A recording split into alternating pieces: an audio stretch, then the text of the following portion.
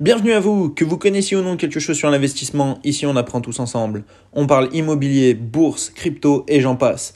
Mon but est de montrer que tout est possible, il suffit d'apprendre, d'avoir de la rigueur et de la patience. À travers différentes de mes vidéos, vous pourrez suivre mes investissements et mon évolution. Pour cela, il ne vous reste plus qu'à vous abonner. Bonne vidéo. Bonjour à tous, bienvenue sur la chaîne d'un peu moins pauvre, j'espère que vous allez bien. Aujourd'hui, c'est l'heure du récap du mois de mars. On va voir un petit peu ce qui s'est passé donc sur mes différents portefeuilles sur le mois de mars. Voir comment on va commencer le mois d'avril grâce à l'application donc Morning. Et en plus, sachez qu'il y a une petite nouveauté dessus et on verra ça en fin de vidéo. Donc revenons sur l'email que nous recevons chaque mois grâce à Morning. En fonction de mes différents portefeuilles, on a justement un petit récapitulatif. On va le voir maintenant. Bonjour un peu moins pauvre, voici ce qu'il s'est passé avec vos investissements en mars. Performance donc sur 30 jours. Bon, mois de mars, 31 jours, c'est pas très grave. Mais voilà en gros. Votre portefeuille Boursorama a fait moins 1%. Ah ça c'est dommage, mais voilà, c'est le jeu. La bourse, on sait tous que voilà, ça fluctue, ça monte, ça descend. Sa valeur est passée de 5 486 à 5 405. Ça va, on voit que c'est une petite perte d'à peu près 81 €, c'est pas très grave. Votre portefeuille Trade Republic a fait lui plus 5%. Voilà, ça va récupérer peut-être un petit peu. Sa valeur est passée de 739 à 779. Non, malheureusement, ça récupère pas la perte de Boursorama. Mais c'est pas très grave. Vous connaissez, ici, Trade Republic, on est sur les ETF. Mais voilà, on fera le point un petit peu plus tout à l'heure quand on ira directement sur l'application Morning. Donc, le portefeuille Mintos, quant à lui, a fait 0%. Donc, 3863 à 3863. Pierre Berry, 0%. 102 à 102. Le portefeuille Training 212, lui, moins 2%. Encore de la bourse. 6557 à 6452. Le portefeuille Realty, quant à lui, a fait plus 1%, ça c'est génial, sachant qu'on a une grosse somme dessus. On voit sa valeur est passée de 24 324 à 24 576. Le portefeuille Bondora, quant à lui, a fait plus 28%, sa valeur est passée de 187 à 239, ça c'était un petit ajout de ma part. Le portefeuille crypto, lui, a fait plus 12%, merci à la hausse des cryptos, sa valeur est passée de 16 302 à 18 186. Le portefeuille eToro, lui, a fait 0%, elle est de 606 à 606. Et le portefeuille BRICS, quant à lui, a fait aussi 0%, donc il est passé de 1003 à 1003. Le S&P 500, lui, sur le mois de mars, il a fait plus 4%. Le CAC 40 a fait plus 1%. On voit que je bats pour la plupart des portefeuilles, hormis forcément la bourse. Quand on se base à la bourse sur le CAC 40 et sur le S&P 500, nous, si on regarde Trading 212, moins 2%. Ici, Trade Republic, plus 5%, ça c'est quand même intéressant. Mais Boursorama, moins 1%.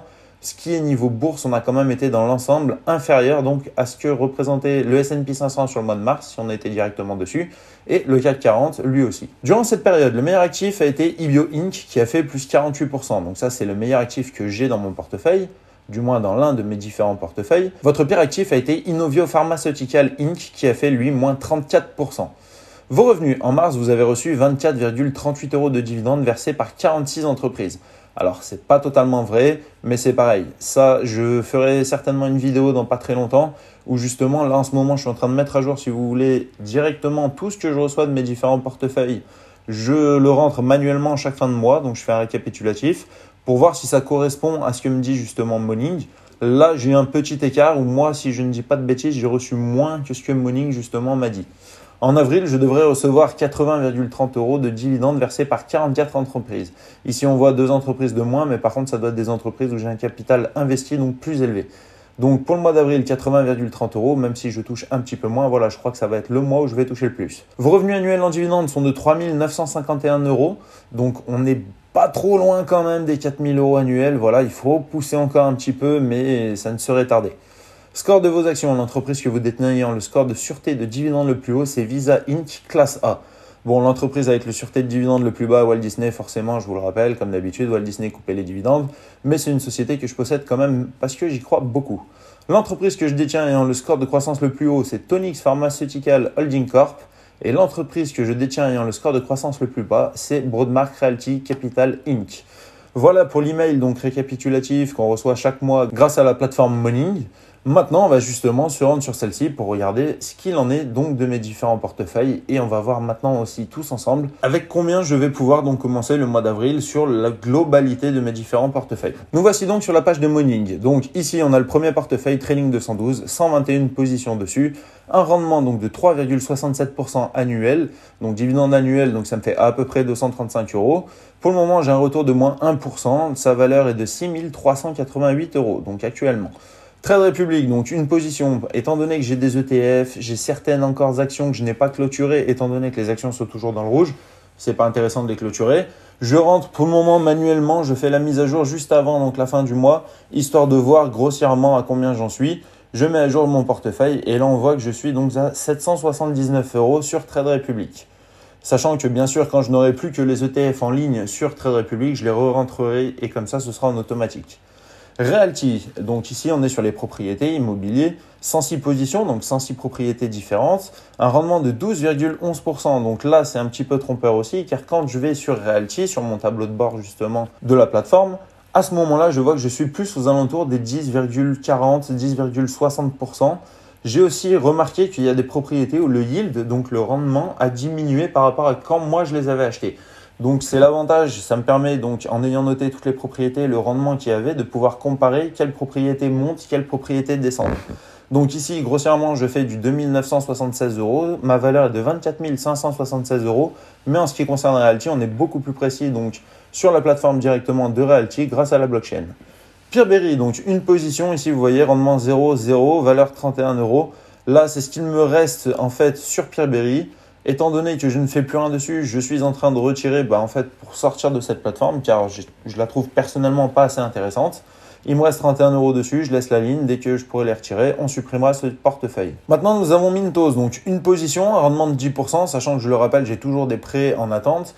Ici on voit 386 € de dividendes annuels. Étant donné que les prêts qui sont en attente continuent d'avoir des intérêts justement sur ces prêts qui sont en attente, si un jour je viens être remboursé, normalement je devrais avoir une somme encore plus haute que ce que je devais avoir dès le début.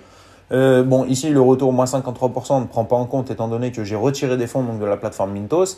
Là, on voit actuellement, il me reste 3 863 €. Ça n'a pas bougé. Je n'ai encore rien retiré dessus.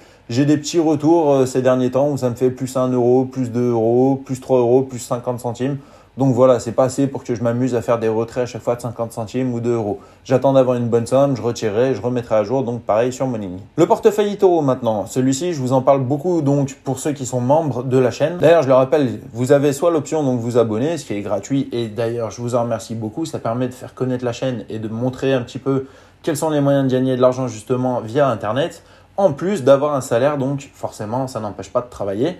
Mais vous avez aussi un bouton rejoindre et là-dessus, je vous mets des vidéos un petit peu différentes. En ce moment, c'est beaucoup sur le trading, justement. Les positions que je mets, je vous en parle en direct et les positions quand je les ferme avec les gains justement que j'ai fait. Je vous parle un petit peu plus de moi. Et en plus, depuis le mois de mars, je mets justement dessus un concours qui aura lieu chaque mois pour remporter la moitié de mes gains YouTube. Mais ça, vous le savez, j'ai déjà fait une vidéo dessus. Ceux qui appuient sur le bouton rejoindre en dessous de la vidéo, merci beaucoup. Donc, eToro, une position et ici, la valeur est de 615 €, sachant que c'est plusieurs actions, mais que je bouge assez régulièrement quand elles passent dans le vert. En crypto, on voit que j'ai 13 positions, un rendement de 0,41% étant donné que j'ai quelques cryptos qui sont en staking. Ici, on voit d'ailleurs que ça me rapporte 72 € annuels actuellement étant donné que cette crypto-monnaie a un cours qui fluctue. Étant donné que le cours fluctue, mes dividendes annuels fluctuent aussi. J'ai un retour de plus 1% et ma valeur est actuellement de 17 489 €. Brix, j'ai 14 positions. Alors pareil, Brix, je suis en train de modifier. J'essaye de vendre mes propriétés. Alors très dur à vendre. Je suis arrivé à vendre pour le moment qu'une seule propriété. Voilà, c'est toujours compliqué. Obligé de remettre les annonces, mettre les propriétés en plus moins cher que le prix du marché. Voilà, la liquidité sur Brix est assez compliquée. J'aimerais bien justement sortir donc de cette plateforme. Le rendement pour le moment est de 3,81%, dividende annuel de 38,20 € et la valeur est de 1003 € donc pour le moment. Boursorama, donc 21 positions, ici on est sur de la bourse, rendement de 4,19%, dividende annuel de 227 €, un retour de plus 10% et une valeur actuelle donc de 5 430 €. Sachant que pour Boursorama, je n'ai ajouté aucune ligne, mais d'ailleurs tout à l'heure on va voir quelque chose que Morning nous présente et je vous montrerai ça justement sur ce portefeuille. Ensuite, nous avons Bondora. Bondora, j'ai une position, un rendement de 6,75%, ça c'est cool. J'ai juste mis de l'argent dessus, je ne fais rien. Tous les jours, je suis payé donc des rendements. Ces rendements retravaillent chaque jour. Voilà, on a un intérêt cumulé qui est quand même assez énorme. Dividende annuel de 16,13 €. J'ai un retour, là, il ne faut pas trop le prendre en compte puisque j'avais plus, j'ai retiré, j'ai remis. Voilà, ça bouge beaucoup sur Bondora. Et ma valeur actuelle, du moins, est de 239 €. Nous avons ensuite le portefeuille Ascendex, pareil, j'en parle beaucoup donc sur des vidéos pour les membres. Une position, je ne mets pas tout à jour étant donné que je fais beaucoup de trading dessus.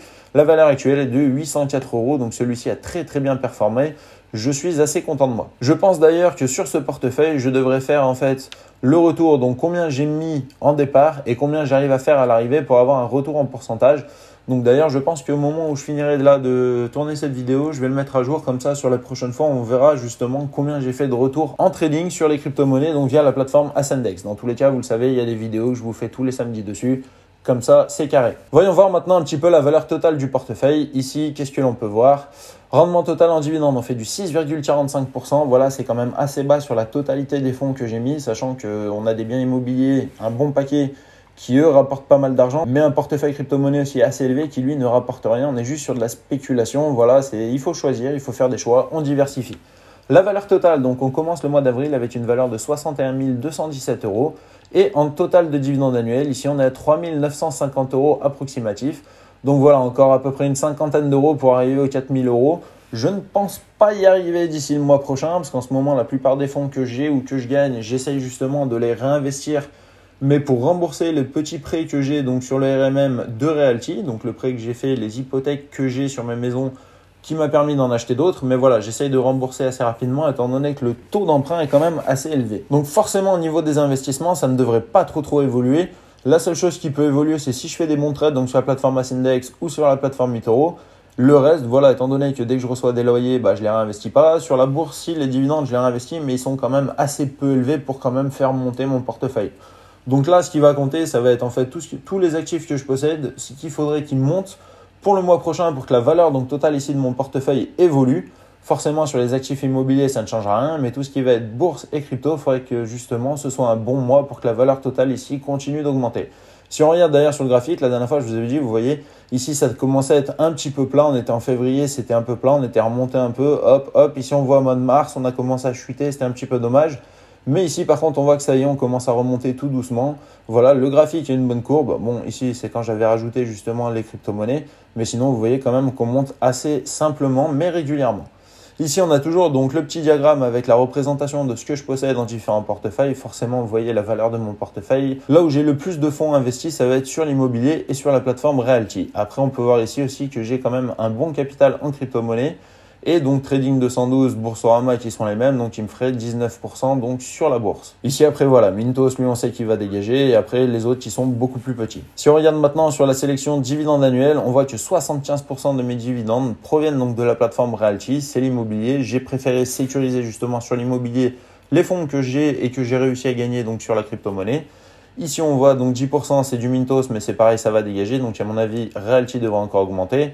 Et Trading 212 avec 5,94%, Boursorama avec 5,76%. En gros, ici, on est sur du 10-12%, voilà, sur de la bourse en dividende. Maintenant, la chose que je voulais vous montrer qui est quand même assez sympa, c'est si on va par exemple sur mon portefeuille Boursorama, vous avez vous aussi des actions. Ici, on voit, donc j'ai rentré toutes les actions comme vous connaissez. Je vous ai déjà fait au cas où plusieurs vidéos sur l'application Morning. Vous avez juste à regarder en dessous, il doit y avoir une playlist avec marqué Morning et les différentes vidéos. Comme ça, vous pourrez en savoir un petit peu plus si vous aussi vous voulez vous inscrire sur Morning et essayer. D'ailleurs, vous avez un lien en dessous dans la description. Mais nous, ce qui va nous intéresser, ça va être la nouvelle actualité, c'est Analyse IA. Donc ici, toutes les actions que j'ai dans mon portefeuille. Si on regarde d'ailleurs que je descends, hop, non, on va plutôt faire ça. On voit donc Boursorama, 21 positions comme je le rappelle. Je reclique dessus, je vais analyser avec l'intelligence artificielle donc mon portefeuille.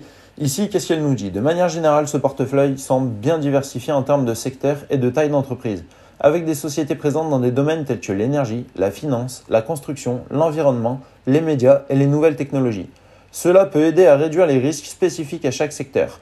En ce qui concerne l'équilibre entre croissance et dividendes, le portefeuille semble plutôt axé sur les entreprises qui versent des dividendes comme Air Liquide, Total Energy, AXA, Vinci et Eiffage, qui ont généralement un profil de croissance plus modéré et offrent des rendements intéressants. Effectivement, quand on peut regarder mon portefeuille, c'est les lignes principales justement, c'est pour avoir des dividendes sur mon PEA. Cependant, il y a aussi des positions dans des entreprises à plus grande croissance ou de niche, telles que Stellantis, Sams ou Enel, qui peuvent offrir des perspectives de croissance plus importantes, bien qu'avec des niveaux de risque plus élevés. Forcément, celles-ci, généralement, elles sont un petit peu plus dans le rouge que les autres positions. Les ETF présents dans le portefeuille, tels que celui sur le marché émergent et celui sur la Corée du Sud, peuvent également permettre de capter la croissance sur ces marchés spécifiques, ajoutant de la diversification et un potentiel de rendement supplémentaire. Cependant, il pourrait être intéressant de revoir la pondération de certaines positions pour s'assurer que le portefeuille est bien équilibré en termes de risque et de potentiel de rendement.